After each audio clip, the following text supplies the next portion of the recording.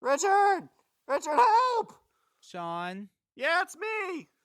why are you in a sewer? I was looking for the turtles. You were as pathetic as you are sad. Now listen to this, because it's a Pod Bros exclusive. I'll go get a ladder.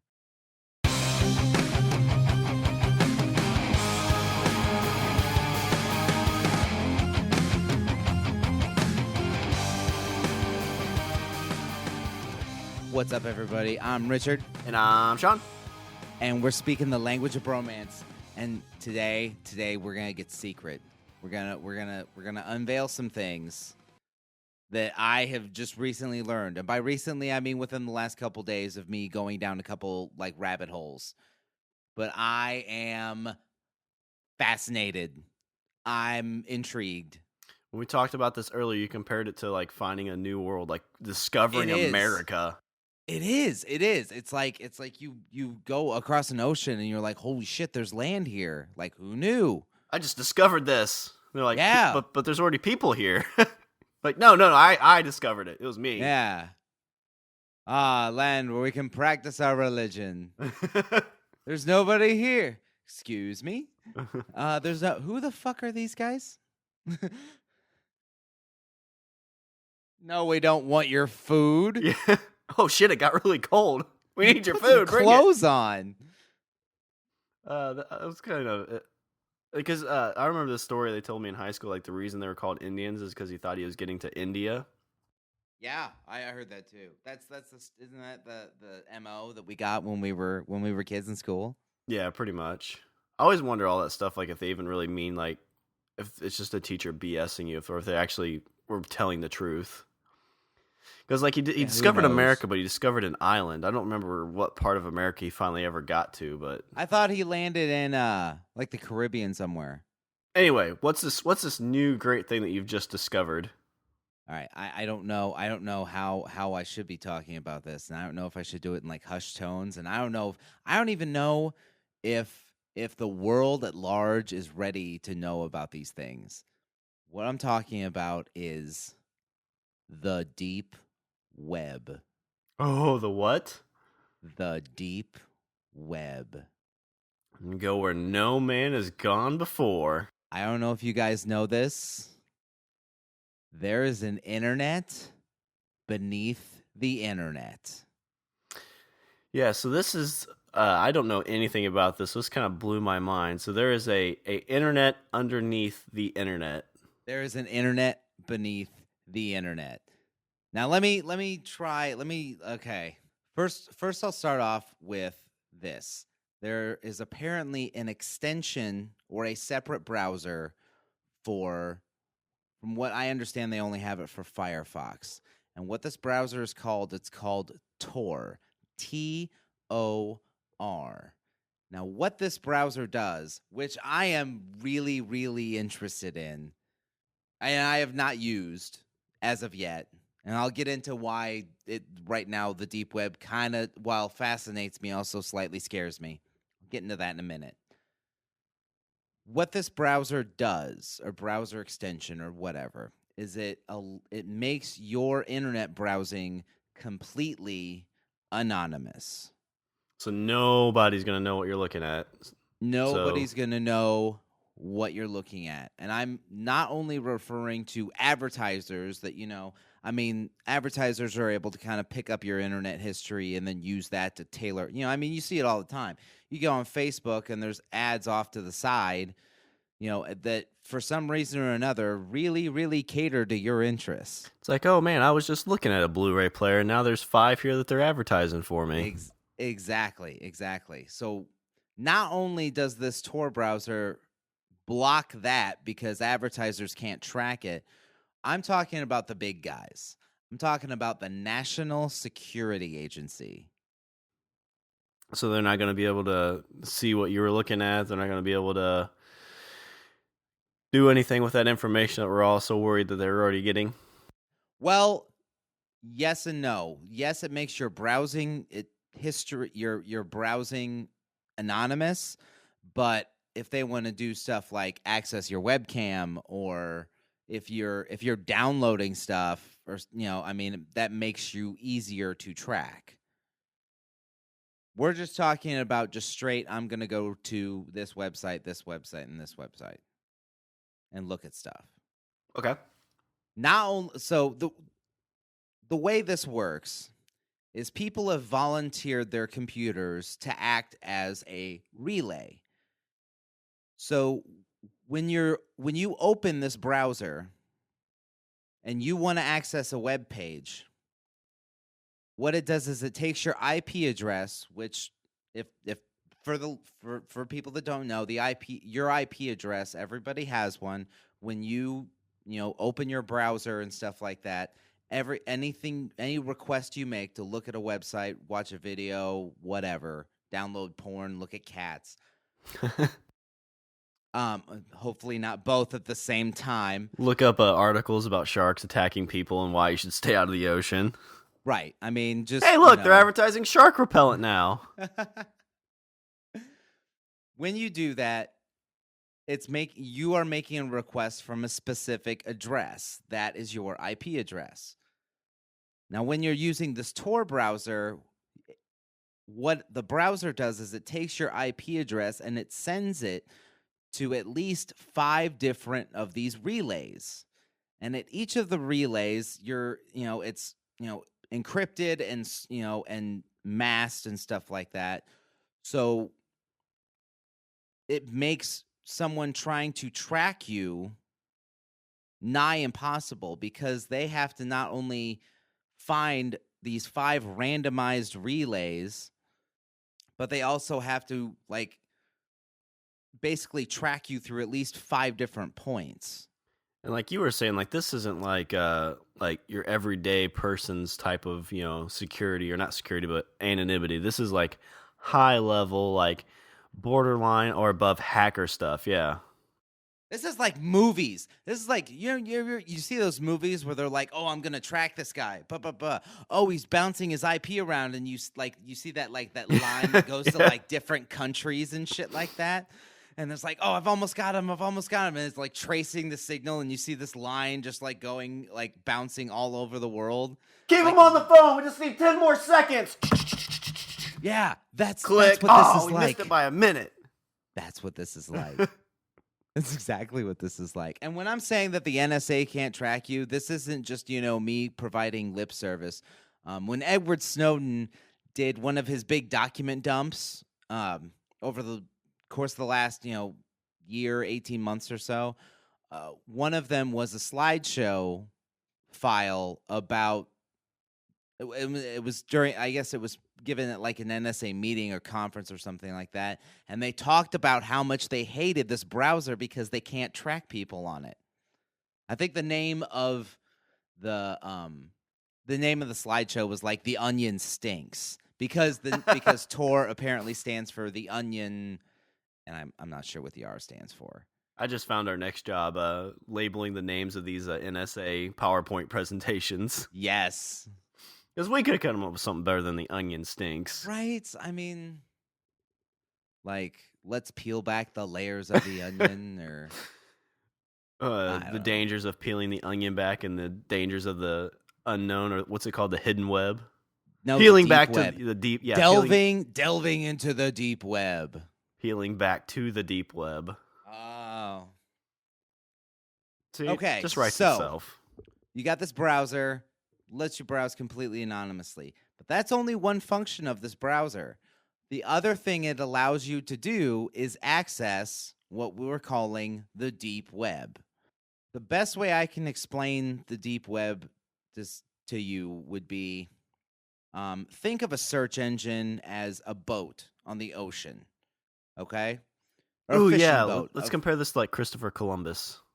So Google is a boat on the ocean, and you're standing on the Google boat, and you're like, Google, I want you to find me every fish with black scales.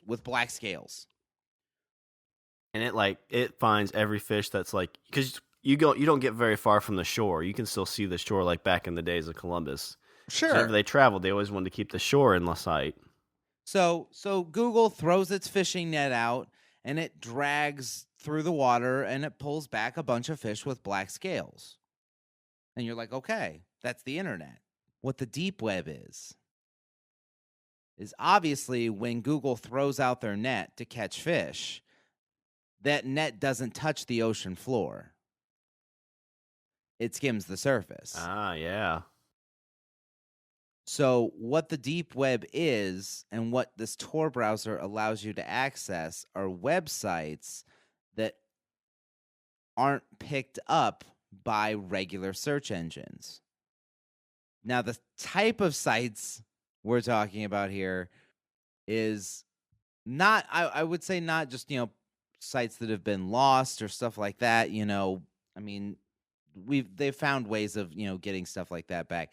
I'm talking about like serious shit, like weapons trafficking, buying drugs for recreational use. So is there I know you kind of mentioned deep web, and like to me I was thinking it's like, oh, this is just, a way to stay secure. It's a way to, find things that just, it's like maybe, more information on dinosaurs or, real life facts about shark attacks. But no, it's mostly like, is it mostly just bad stuff, or is there any good in it? No, I'm sure there's plenty of good in it. I mean, it's just basically websites that do not get picked up by a regular search engine. I mean, there's all sorts of things. The best way to find, sites on what you're looking for, people say if you're going into the deep web, the first place you have to hit is the hidden wiki. That's right, you heard me. I said the hidden wiki. There is a hidden wiki. There is a wiki that is hidden in the world. This is not the wiki you were looking for. Right? That's what it does when people walk by it. Mm-hmm. And then you're like, oh, okay. There is a hidden wiki, which from what I've been gathering so far, the hidden wiki is what not really allows, but it lets people look for specific things. It's an index helping people to find specific things on the deep web. Now, you were mentioning security. This Tor browser, while it is perfect for anonymity, allowing you to browse anonymously, what it does not necessarily do is provide you with security. So when it comes to browsing the deep web, obviously you need to go with some extra protection. It's like you're at a bar and you find like a really pretty slutty girl. She seems nice. She seems nice, and and she's super, super pretty, and you'd love to take her home, but you're like, like she's like screaming claptrap. Yeah. I was kind of thinking, is it kind of like, so back in Columbus times when, Columbus was, he was an expert at sailing or had a better idea of how to sail. So him going across the ocean made sense. But, Carl Columbus, who, kind of had a rowboat and, whatnot, knew how to do a little bit of sailing. He's like, you know what? I'm going to do the same thing as Chris. I'm going to go across the ocean. And he gets about halfway and runs into a storm and just sinks to the bottom. Yep. And he's dead. He's dead. I'm just rowing in circles. Eaten by monsters. It's like, what's that big thing trying to eat me? I want to go back to the regular web. Right? It's just like Jonah and the whale. Or Pinocchio and the whale. Yeah. Well, didn't Jonah got eaten by a whale too, right? I think so. I don't know. Yeah, because it's Jonah and the whale. Now we're going into the Bible. I don't know what's going on now. Is there a hidden Bible somewhere? Oh my! Yes. Is it on the hidden web? It might be. So you're saying security on that? I am saying that if this is something that you are going to explore, then I would definitely carry some extra protection. I'm saying you need to throw on some extra encryption. You need to, disable cookies. You need to, you need to bone up on your internet browsing security, because the deep web can't. I mean, The reason basically that I haven't done it yet is because it can be a bit of a minefield. Because we're not just talking about like looking at sites that things like governments don't want you to see. I'm talking about like the bad things. Well, like you said, there's drug trafficking and gun trafficking. If those people know how to deal with a lot of that stuff, like I would hate to be the person to accidentally stumble on some kind of like gun trade or drug trade. Like, oh, hey, these guys are talking about something, type in whatever, and all of a sudden you get like, the Mexican cartel or, some drug gang at your door saying, hey, what the fuck, man? Well, luckily they can't track you, so I don't think I'm smart enough to know if there's probably a way for them to figure that out. Well, I guess earlier you were talking about like what good would this Tor browser be for? I can give you a perfect example. In China, they have a massive internet firewall that blocks all sorts of things. They call it the Great Firewall of China. Clever.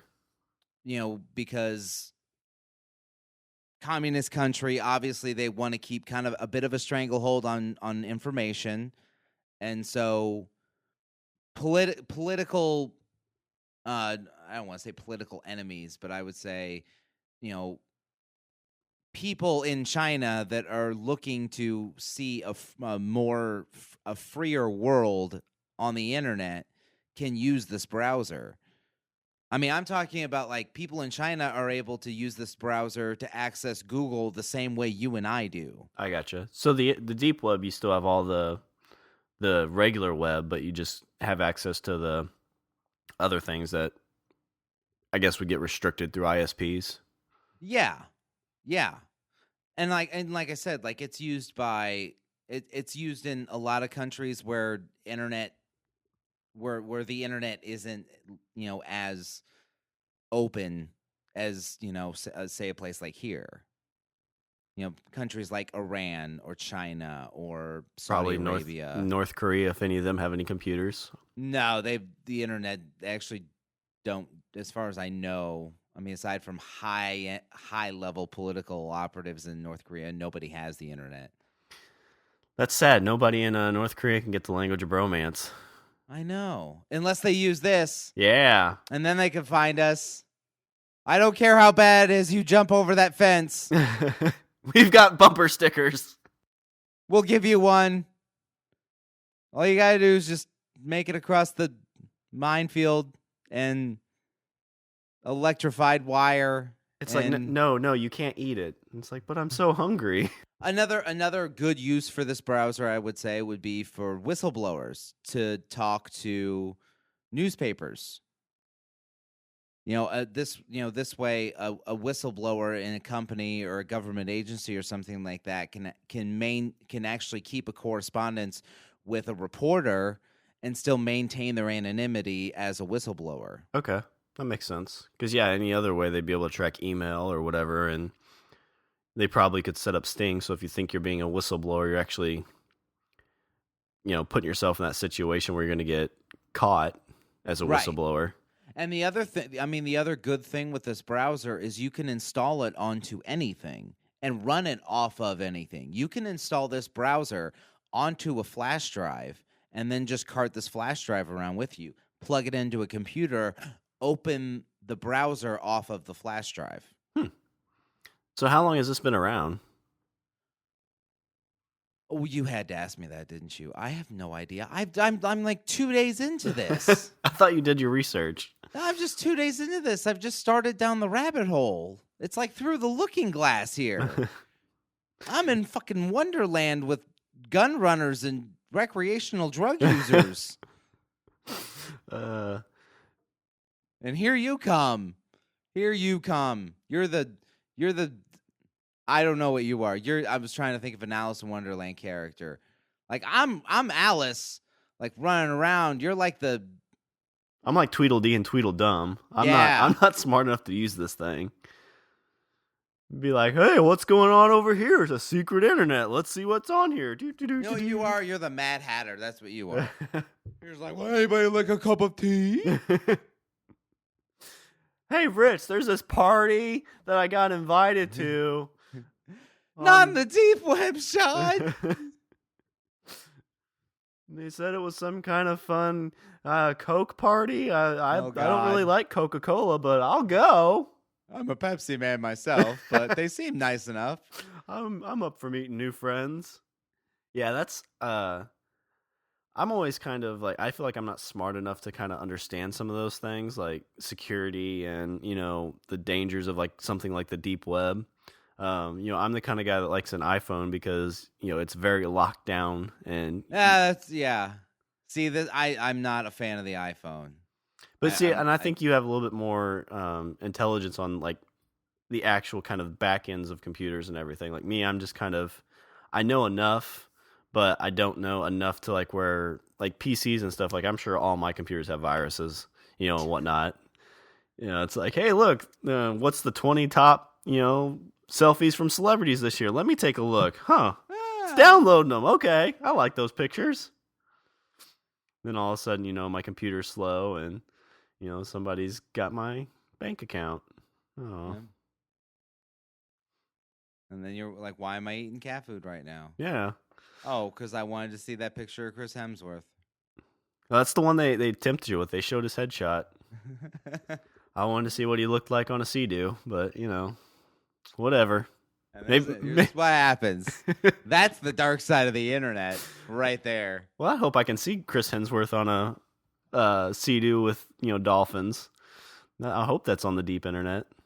So, deep internet, deep web, Tor browser. Apparently, all this stuff was mentioned on House of Cards, which is a show. It's on Netflix. I have not watched it, but news stories and news articles and stuff that I've read said that a lot of interest in these types of topics have come from mentions of these things on the show House of Cards.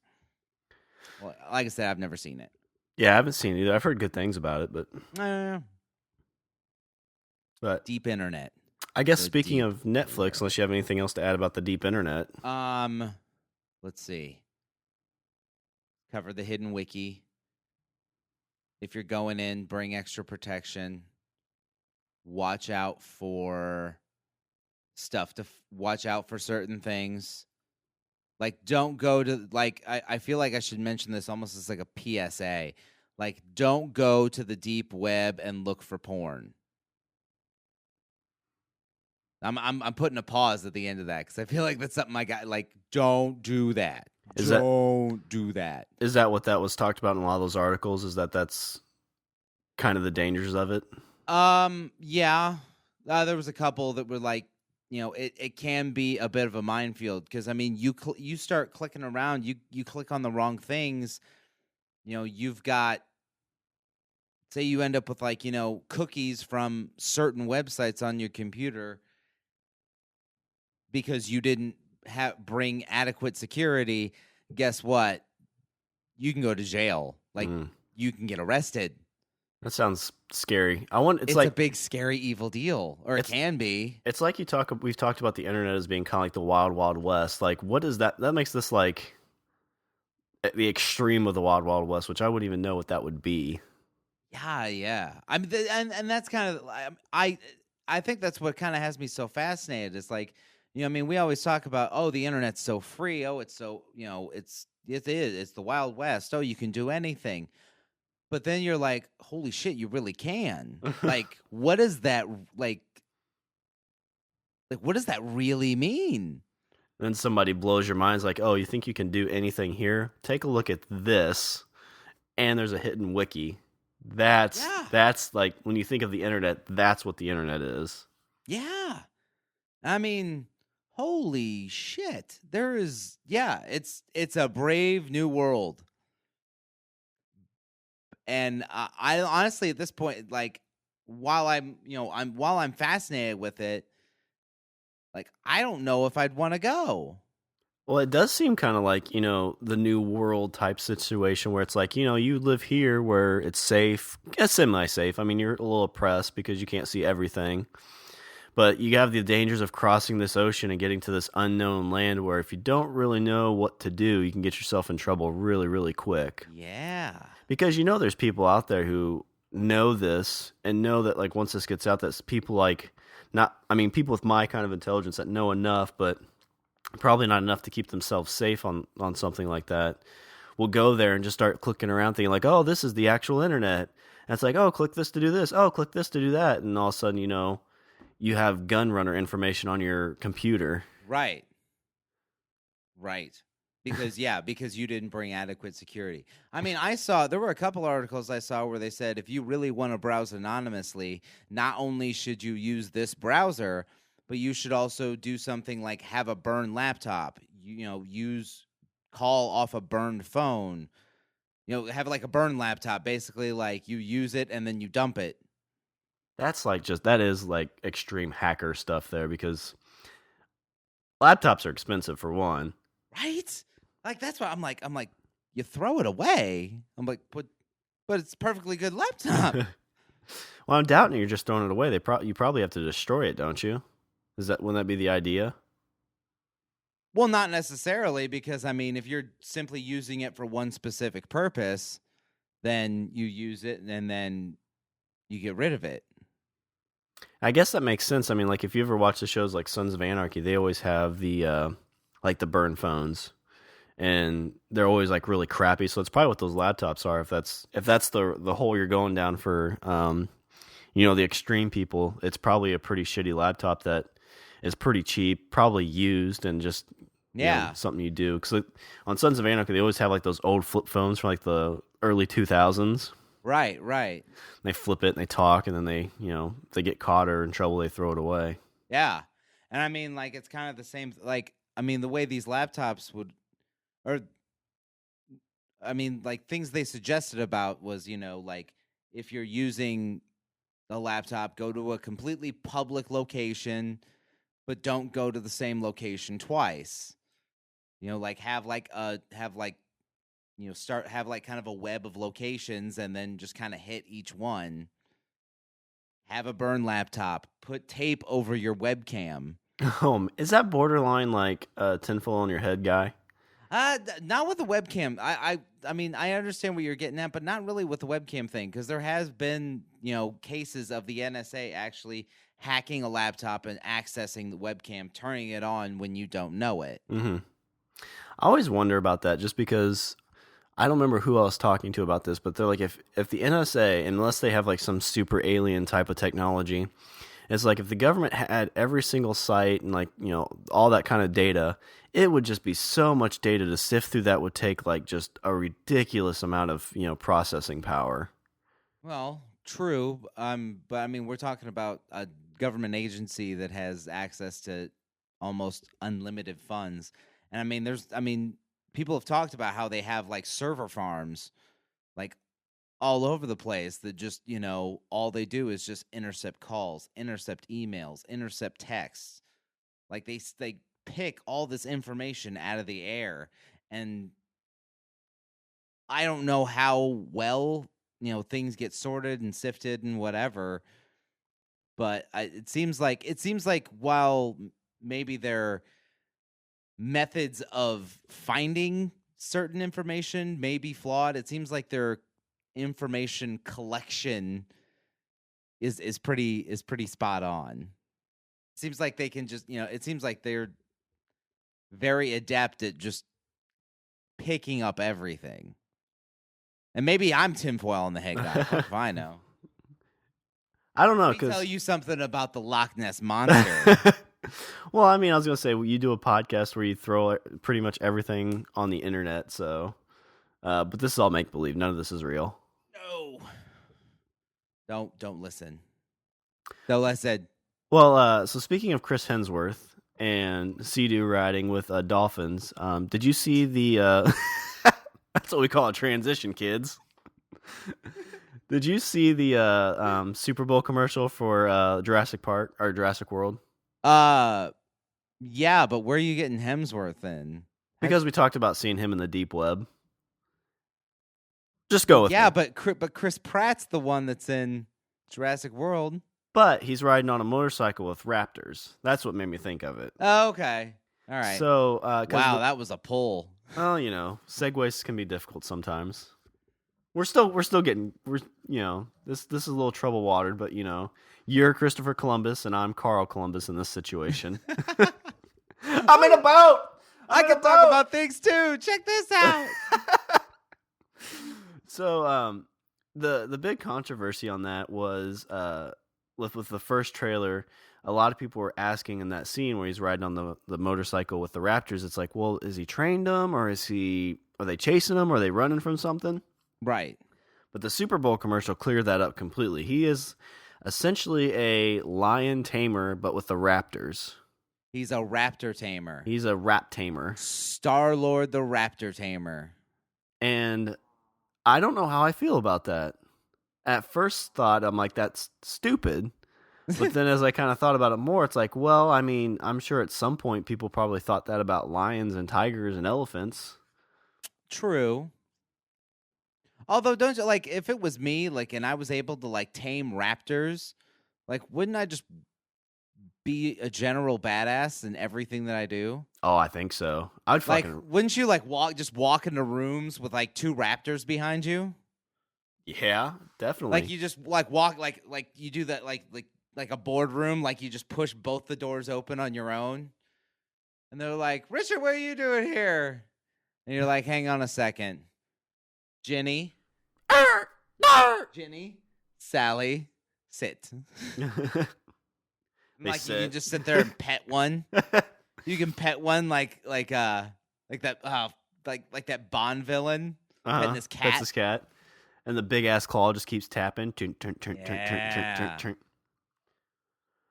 I wonder if you could ride one of those, if they're strong enough to do that. I don't know. They look kind of frail. Yeah, that's what I was thinking. But like in this world, like because they showed the big sea creature that jumped out, like they talked about, like it seemed like that's semi-trained. You were all excited about that one. Yeah, eating the great. And more I thought about too. It's like great white sharks are endangered, but they're feeding one of these to it. Yeah. So I don't know if maybe they figured out how to bring sharks back. Maybe. Well, no, I think it's just it's an island. It's like they don't they're not really subject to like U.S. law. It's like in the original movie, it was like off the coast of Costa Rica, something like that. Yeah. Yeah, it's like it's not even. It's like extraterritoriality. Like it's not.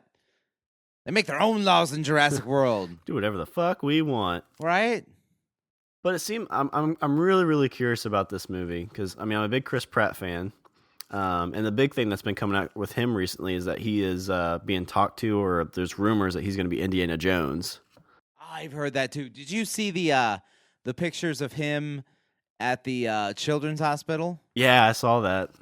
He lost a bet with Chris Evans over the Super Bowl because he's a big Seattle fan, and since he lost the bet, then he showed up at a Boston Children's Hospital dressed up as Star-Lord and took pictures with the kids and and all that, and Chris Evans was there too.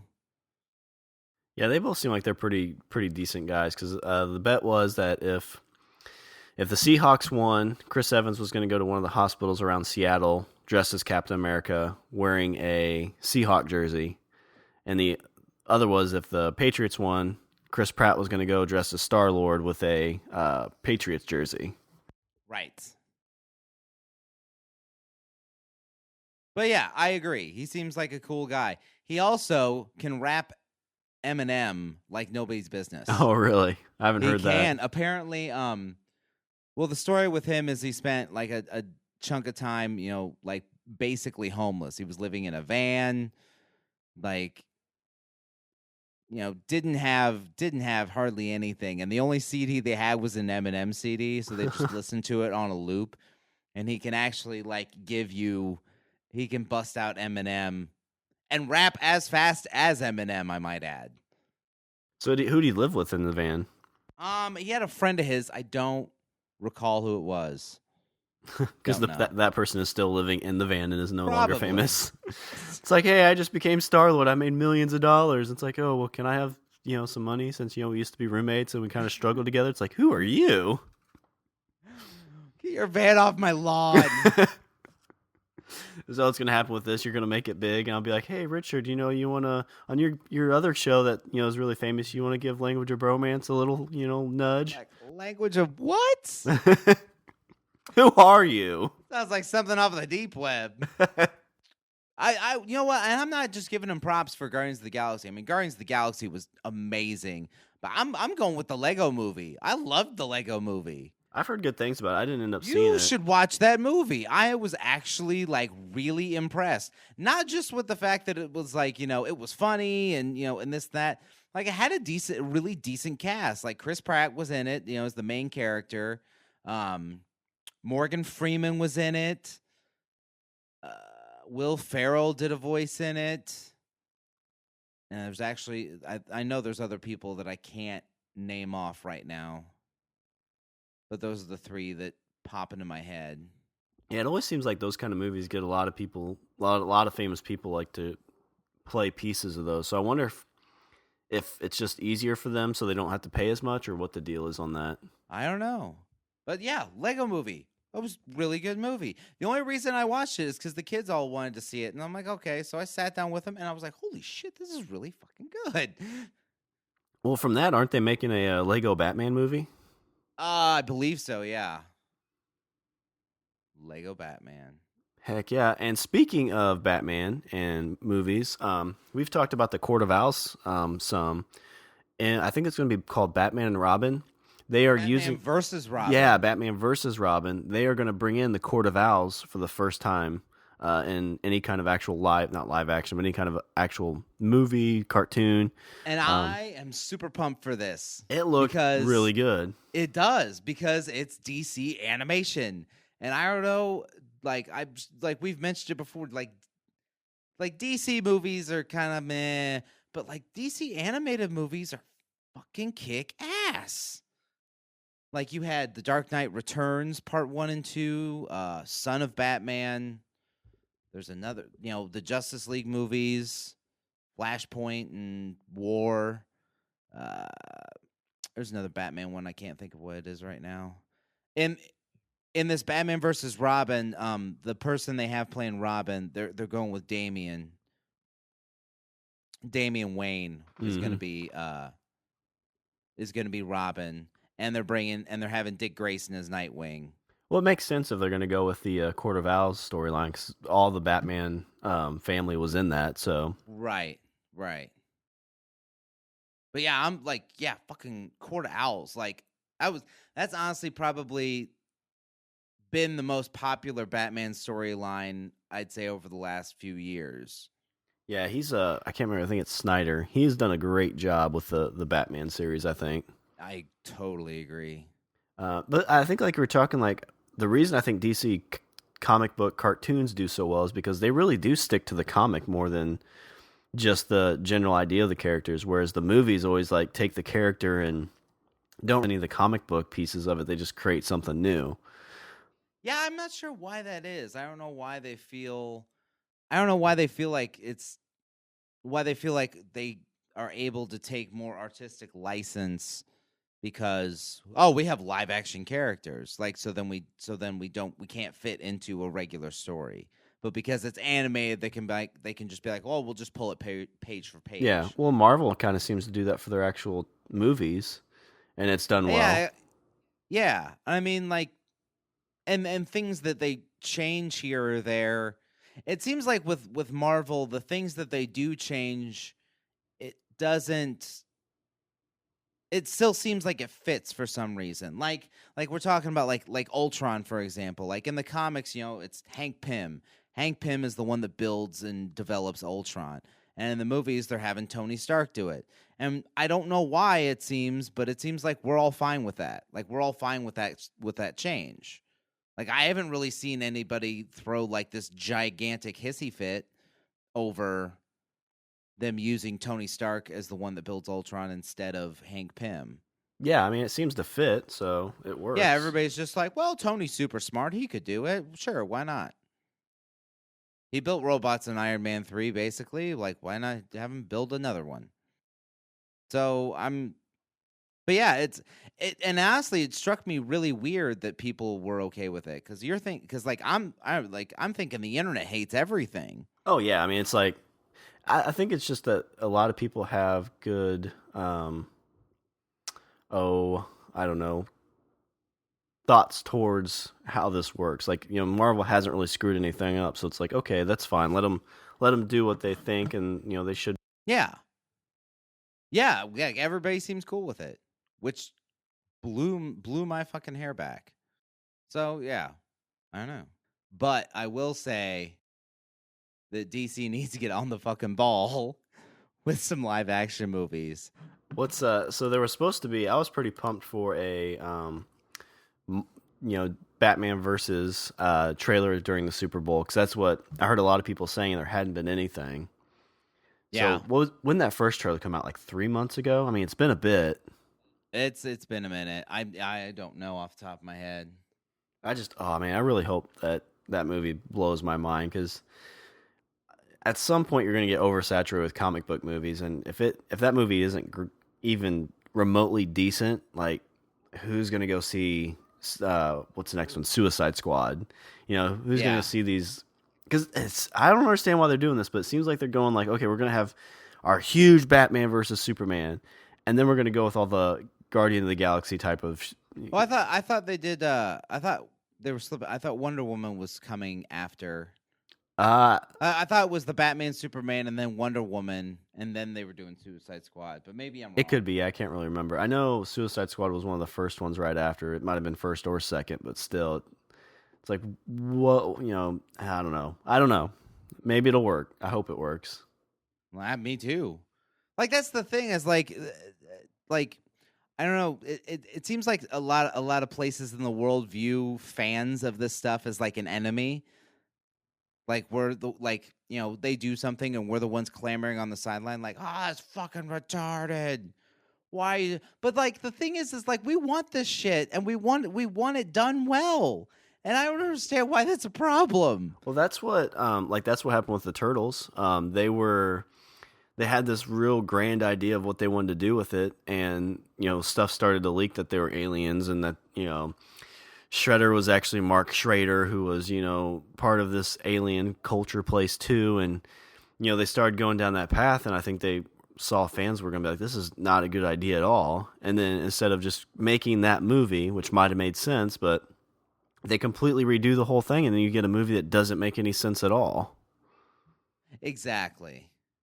And that's, I don't know if there's been any reshoots for the Batman stuff, but I mean, that's usually, if you hear reshoots, that's when you start getting nervous, because that means rewrites. That means that they're going to be trying to fit pieces in to work with what they made up, and I don't know if those ever end well.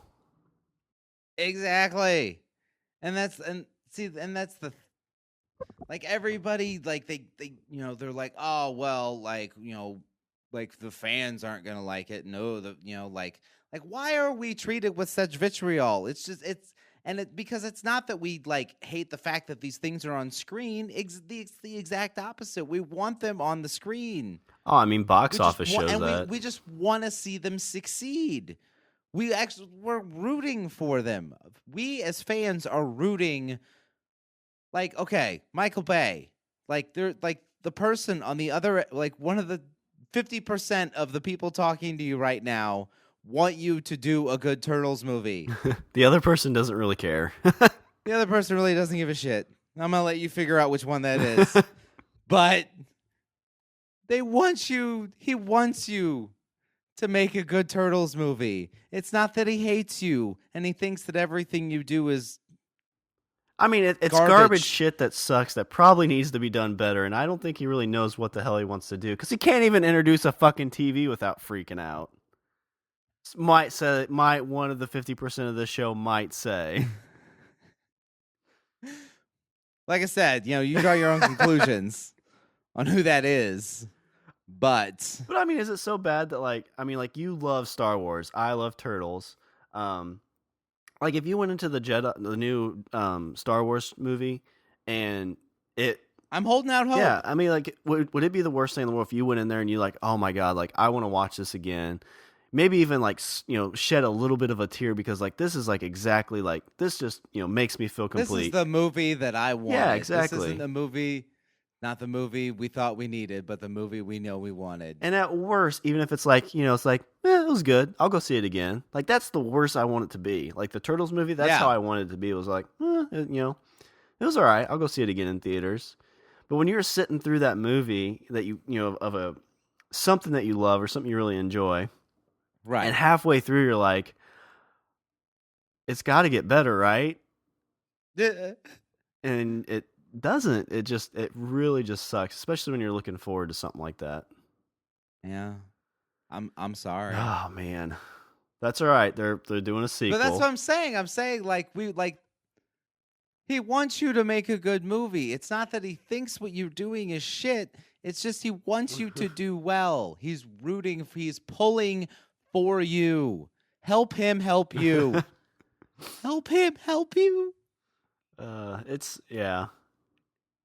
Just don't know what to think about that. But I mean, we've got Star Wars coming up. There's a new Star Trek in the works. So there's a lot of stuff to keep my mind off of all those things. So and Jurassic World. Well, Jurassic World, like even if it's a train wreck, it's still cool because it's dinosaurs. Like there's not really as much nostalgia, at least for me, on that. I loved, honestly, like Jurassic Park, I would say is probably like, in terms of like special effects, it's fucking amazing. Like when I first saw it, I was like, holy shit! Like look at these special effects.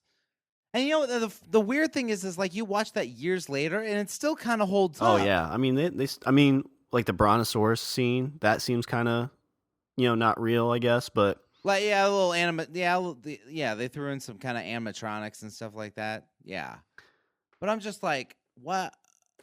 But like the CG still holds up after what, 20 years? Yeah. And I read that cuz that happened in like 94 when that movie was made, right? Like 92, 94. Yeah, something like that. I want to say 90, 93, 94. So I mean that was that was almost 20 years ago. Yeah. How does that make you feel? Yeah. Don't go there. Don't go there. But I was reading on that to kind of figure out, like, okay, like, why does that movie still hold up when some CGI stuff today just looks like shit? And the way it was explained is like, well, there's a lot of people who were on their game for that movie, for one, and they just did a good use of like rain and darkness, so it kind of played tricks on your eyes, so that it seemed really realistic because of how they actually did the CGI, like in the scenes they put it. That makes Yeah, sense. so that was pretty interesting. I'm down with that. I'll buy that. But yeah, I mean, like today, like that's what I'm curious about when you open up that Jurassic World, if it's gonna hold up, because if it looks not even like 75% as good as the original, like how depressing would that be? A movie 20 years ago looks more realistic than the one that they're gonna release here in a couple months. Yeah, that's yeah. I hadn't thought about that. I'm sure like there's I'm sure like the special effects department in it. I don't know who's doing it. I'm guessing it's ILM. I'm sure like like it's gonna be like that scene in Airplane where the guy's opening the door and be like, I just want to tell you all good luck. We're all counting on you. Shuts like 20 minutes later. I just want to tell you all good luck. We're all counting on you. And shuts the door. Yeah, that's definitely like no pressure, guys. But the movie that we made 20 years ago based on this, like the special effects are still pretty fucking good. I just want to see like the hiring process for that. Those guys are sitting there and they're watching Jurassic Park, and it's like, so what do you guys think? That's like, oh my god, that's those are great, special effects. Yeah, we need you guys to do at least the same, but we're probably at this point we're gonna say you need to do at least twice as well. Yeah. So good luck with that. Have fun. I always wonder how that works out working in like on a movie set like that, because that's got to be so many eyes are looking. It's like, well, that doesn't look quite right, so you tweak it. It's like, well, that doesn't look quite right, you tweak it. I don't think I would have the mental capacity. I don't. I'm not sure if I would have the mental capacity or fortitude to actually make a movie from start to finish, Because to me, it seems like there's so much going on, and the fact that it's all very freeform, but at some point you have to lock something in so that way you have something. Yeah. Like you're taking basically ideas from the nothingness of the ether and trying to pull it together into some sort of cohesive thing or product that you're going to then let people look at. Yeah, I think like a normal movie, like one that doesn't have all the special effects, I think that one I could do. Just because it's more dealing with like people acting and their choices and things like that. A special effects like inducive movie, I think would just be really, really difficult to do because that's one of those things that you have so many cooks in the kitchen. I would bet like on how things should look, how things should react, and seems like that would just be fights nonstop. Yeah, and not just that, but like the fact that you have to have like it seems like you have to have this clear and concise vision that you view everything. Like how everything is supposed to look. Like basically you have the entire movie inside your head and you have to somehow take it out of your head and dictate it to a bunch of other people, and they need to make exactly what you thought up. Yeah, and I just wonder, like, if you're a perfectionist, how miserable it would be to make a movie. Because they always talk about like Kurt Cobain and like what he had in his head for the music videos never turned out how they actually turned out. Yeah. And so if you were that perfectionist, it's like, no, this isn't right. And it's like, well, we just spent like $10,000 to do this scene. He's like, I don't care, do it again. Yeah. And I know it seems like a lot of the special effects movies are always more expensive, but I think a lot of that details is probably reworking scenes because of the CGI doesn't look right.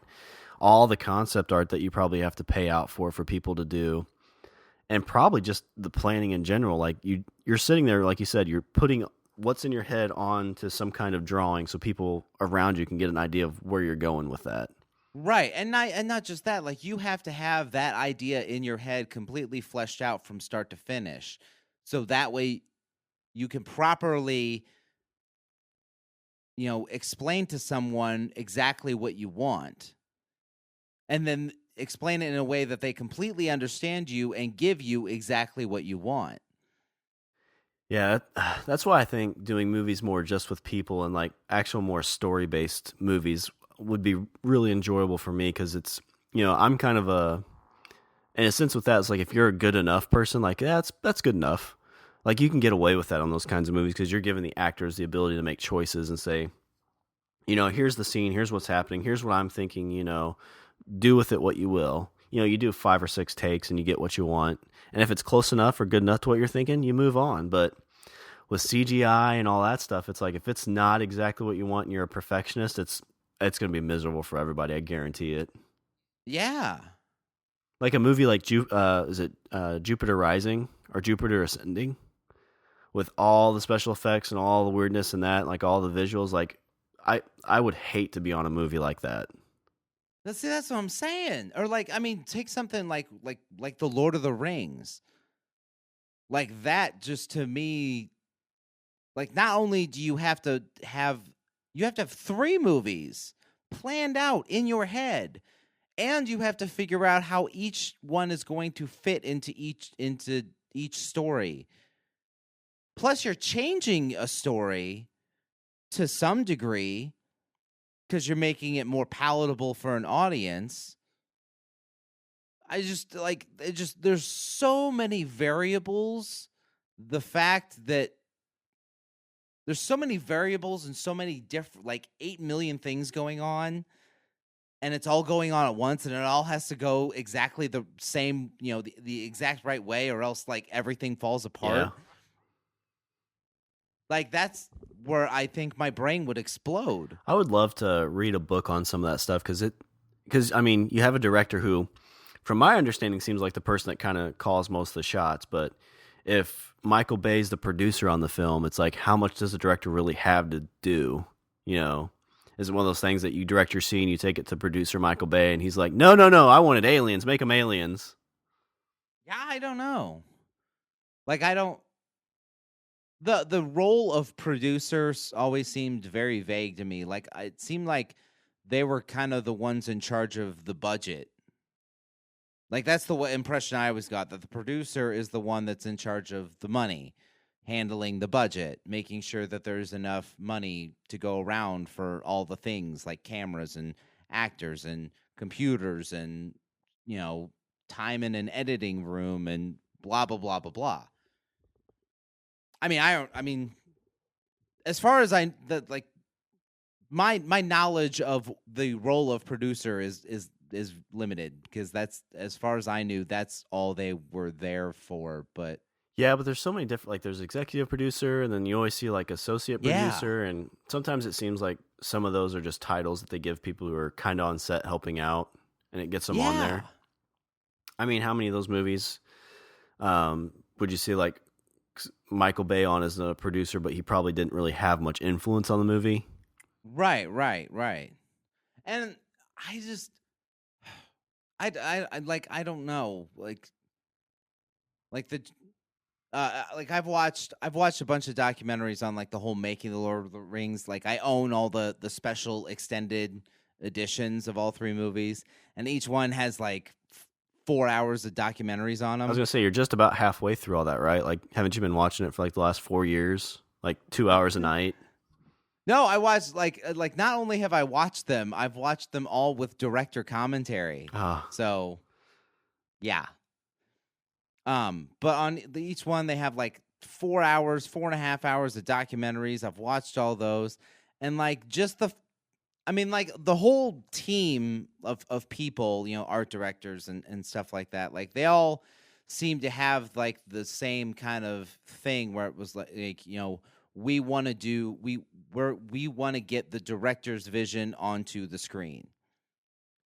But like, in my head, I'm thinking, like, if you're the director, like, holy fuck, like, that kind of fucking, not just that kind of responsibility, but just to have that kind of brain, just to have that brain power to be able to like have an entire movie thought out, not just in terms of how it's going to look, but how to specifically get it to look the way you want it to look. Yeah, you have to have really good communication skills, and yeah, it'd be as tough of a challenge as it would be. I think that would be really fun to give a shot to try to do. Well, you have at it, because that's no. Well, I think it's and it's probably different levels of challenge. Like, if you're making like an independent movie, there's pressure in the sense that like you're trying to make something happen. It's probably a lot different than making like a $300 million movie. Oh yeah, I would say that. And I always wonder too on that pressure part. It's like, so you're making a $300 million movie, you're probably already getting paid $3 to $6 million. I don't know, because they never really say what money goes to who. But is there really much pressure? It's like, well, even if this movie bombs, I'm gonna be okay. So I'm gonna give it all I can to make a great movie. Well, that may be true, but I think if you're looking in terms of like a career, I mean, obviously you want your movies to do well, because then it helps you when you want to go get money to make the next movie. That's true. You know what I mean? Yeah, that's definitely true. Like, I mean, you take somebody like Kevin Smith, for example. I mean, he's always said, like, I'm not a blockbuster director by any stretch of the imagination. But the movies that I have made always come in, they make more money than it took to produce. Like, the studio always sees a profit with me. Mm-hmm. So that's why I'm able to work in the parameters that I work in, because, regardless of any movie I've made, it kind of roughly makes about the same amount. So, for me, if I just make a movie that's, that costs this much money and it's going to make probably about this much money, I'm a safe bet. Yeah, he's got enough of a following that, because I think even after Cop Out, he said he was offered like 6 scripts and like, pick which one you want to do. And he would have done the same. The movie would have made money, and he could have wrote it out. And he may have actually hit that blockbuster at that point, because I would think if you're doing scripts that, studios want you to do, there's probably different kind of motivation to make those successful, like financially successful. Yeah, exactly. And the bad thing is, it seems like a lot of his movies, they just, they get found in the deep interwebs, the deep web. Oh, then the deep web. And they should be on. They should be in the real web. I'm gonna make a movie. I'm gonna put it on the deep web. Wow, no, not that kind of movie. The Language of Bromance, starring Richard and Sean. It's on the deep web because nobody wants to see it. Nobody wants to see it. It's just us screaming at cardboard sharks in my above ground pool. Get away! I want to pet it. So, do you have any Richard's closing thoughts before we start taking care of some business? I kind of feel like I opened a bit of a Pandora's box with the deep web, but I don't know. I feel like I should put it out there that I myself have not explored this thing at all, and so I mentioned it to you people mainly because I was really interested in it. But if that's something you're gonna go for, I would exercise extreme caution because I like you people. I don't go to jail. Don't go to jail. Don't go to jail, or don't get people coming to your door looking for the guns they just dropped off, or right. Don't do any of these things. Be safe out there, people. Well, before I did any housekeeping, I was wanting to thank Scott. He, if you've noticed here in the last couple weeks, we have a brand new logo. It's so beautiful. I love it. I think it's awesome. I do too. I really do. Scott drew that up for us and put it together. We kind of slapped it on the normal background we had, and one of us is a Ninja Turtle and the other's a Jedi, which fits perfectly. Yes, it does. Because I'm the cool one, and you're the one they made a crappy movie about. When I showed Tiffany that, she's like, "Why are you guys trying to stab each other with swords?" And I was like, "Well, that's just like every other Friday night." Oh, see, no, he didn't mean that. No, we don't. We don't fight with plastic swords.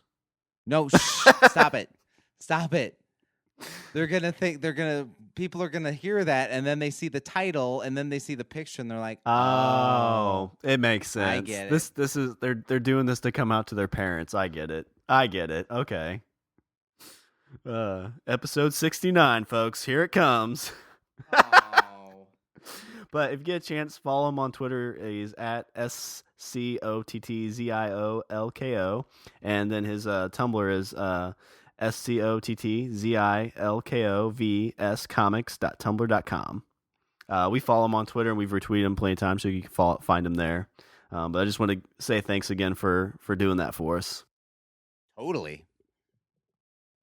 All right. Was there anything else before I do some housekeeping? No, not at all. All right. Well, if you want to visit our website, it's languageofbromance.com.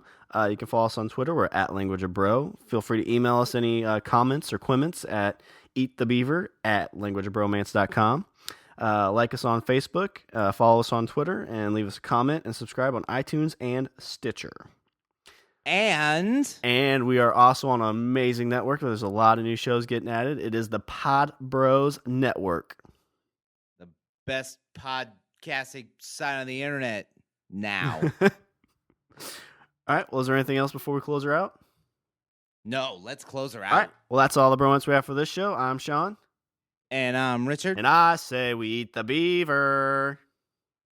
Beaver. In the deep web. Eat the beaver in the deep web. Eat the deep beaver in the web deep. Yeah.